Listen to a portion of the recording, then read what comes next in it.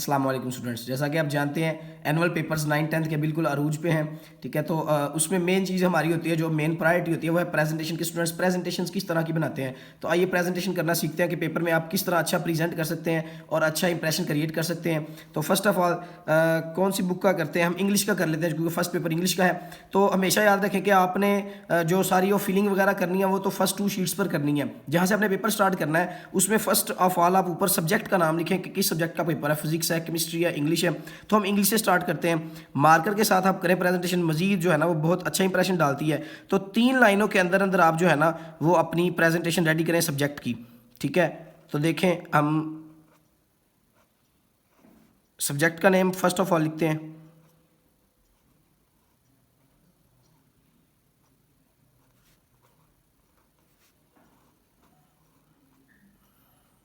ठीक है, ऐसे सिंपल सा कोई मतलब कि इसमें नहीं आ रही। अगर आपको कोई डिज़ाइनिंग वगैरह आती है तो ज़रूर आप इसमें पुट करें। ठीक है, मेरा जो तरीक़ेकार है मैं ये कहता हूँ कि बच्चों को सिर्फ प्रेजेंटेशन करनी आ जाएगी, आपने फर्स्ट ऑफ ऑल क्या लिखना है उसके बाद क्या लिखना है।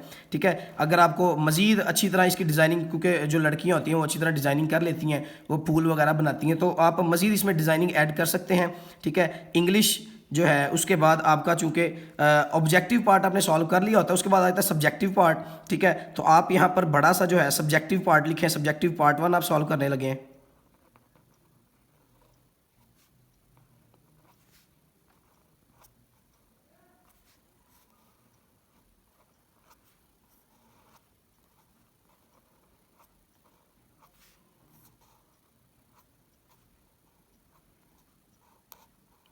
सब्जेक्टिव एंड इधर आप छोटा सा जो है पार्ट 1 पुट कर दें।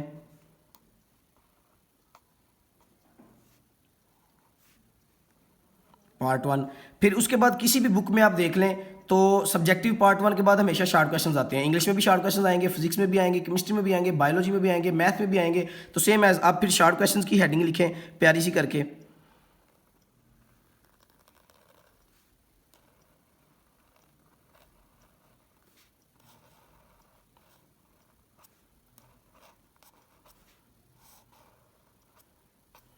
शार्ट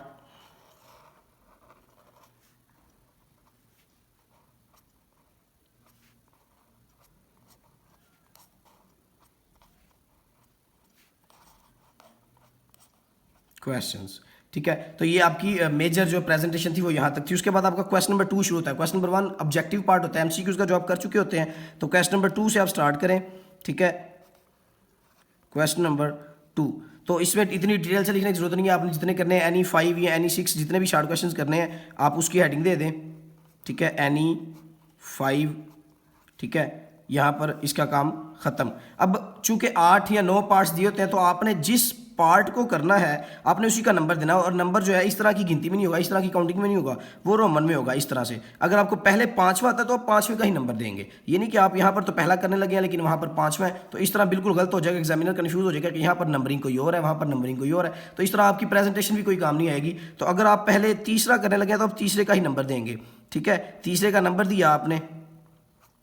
इंग्लिश में चूंकि क्वेश्चंस लेंथी होते हैं तो जस्ट नंबरिंग आपकी ठीक हो तो आपके क्वेश्चंस वो चेक हो जाते हैं। तो फिजिक्स केमिस्ट्री बायोलॉजी में जो है कहीं पर वो कह लें कि हेडिंग्स भी बन जाती हैं, तो हेडिंग्स आप बना लें। जैसे कि केमिस्ट्री की डेफिनेशन है, यहाँ पर आप केमिस्ट्री की डेफिनेशन बनाएं। ठीक है, और हेडिंग बना के स्टार्ट कर दें। ये थी आपकी मेजर। अब इसमें आप मजीद डेकोरेशन करना चाहें तो आप स्केल के साथ डेकोरेशन मजीद कर सकते हैं। देखें यहाँ मैंने इंग्लिश लिखा है, तो मार्कर को उल्टा करके आप एक जो है वो मोटी लाइन लगा दें और एक बारीक। ये आप ब्लैक मार्कर के साथ भी लगा सकते हैं, मजीद अट्रैक्टिव हो जाएगा।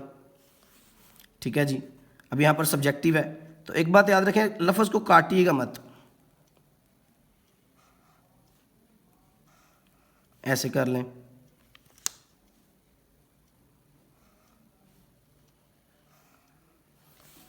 ठीक है जी,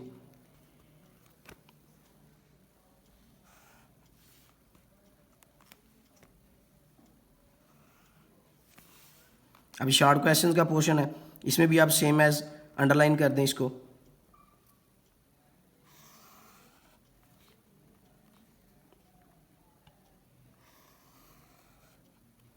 ठीक है, तो ये आपका मेजर वर्क हो गया। ये आपका जो प्रेजेंटेशन का टाइम होता है बेसिकली, जब वो आपको एग्जामिनर एमसीक्यूज दे के जाता है तो एमसीक्यूज आप टाइम पर कर लें, उसके बाद आप ये सारी प्रेजेंटेशन करें। ये पेपर की टाइमिंग में ऐड होनी है, इसकी बहुत ज़्यादा प्रैक्टिस होगी आपको, ताकि आप स्पीड के साथ 2-4 मिनट के अंदर ये कंप्लीट करें।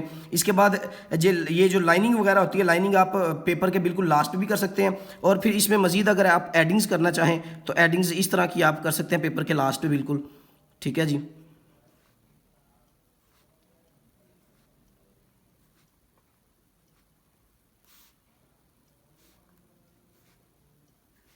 तो ये आपके प्रेजेंटेशन को मज़ीद प्यारा कर देगी।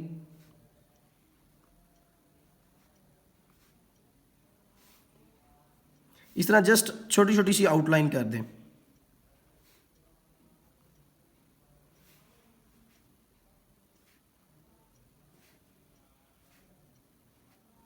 तो आप ओवरऑल देखें कि कितना अच्छा इंपैक्ट क्रिएट होता है। अगर आपको सिंपल ज़्यादा प्यारा लगा है तो आप सिंपल कर लें, अदरवाइज आप यहाँ तक आपका क्वेश्चन कंप्लीट हो जाएगा। उसके बाद एक चीज़ याद रखें कि आपका ये पोर्शन कंप्लीट हो गया, लाइक दैट तीसरा आपने जूस कंप्लीट कर लिया, तो आप उस सवाल के नीचे ज़रूर एक स्केल के साथ ऐसे सीधी लाइन लगाएं। ठीक है, तो स्केल के साथ लाइन लगाएंगे तो एग्जामिनर को पता होगा कि ये आपका क्वेश्चन कंप्लीट हो गया। उसके बाद आप नया जो जूस है, नया पार्ट शुरू करने लगे हैं, वो है 5वां।